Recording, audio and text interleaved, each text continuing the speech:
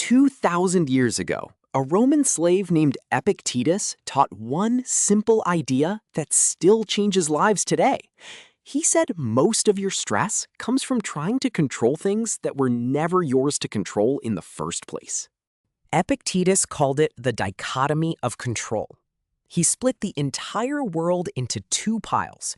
Pile 1, things you control. Pile 2, things you do not control. That is it. Only two piles. So what actually belongs in pile 1? Only two things: your thoughts and your actions. That is the entire list. Your judgments, your choices, your effort, your response. Nothing else makes the cut.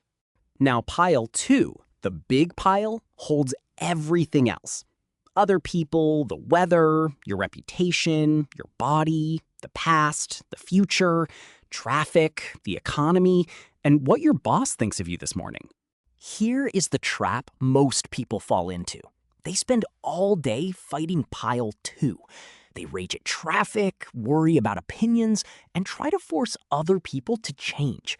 Meanwhile, pile 1 sits ignored. Epictetus said this is why we suffer. When you tie your happiness to pile 2, you hand the steering wheel to the world. Every storm, every rude comment, every delay knocks you over. But when you focus only on pile 1, something shifts. You cannot lose. Traffic still happens, but you control your response. Someone insults you, but you control your judgment. The outcome may fail, but your effort is yours. Try this simple test. Before you react to anything, ask one question. Is this in my control? If yes, act. If no, accept it and move on. Two piles, one question, endless calm. Let us walk through a real example. Your flight gets canceled. Pile 2, the airline, the weather, the schedule. Pile 1, your tone with the agent, your patience, and your plan for the next 6 hours. This is not passive. Epictetus was not telling you to give up. He was telling you to aim your energy where it actually works. Water the seeds you planted, not the weather above the field.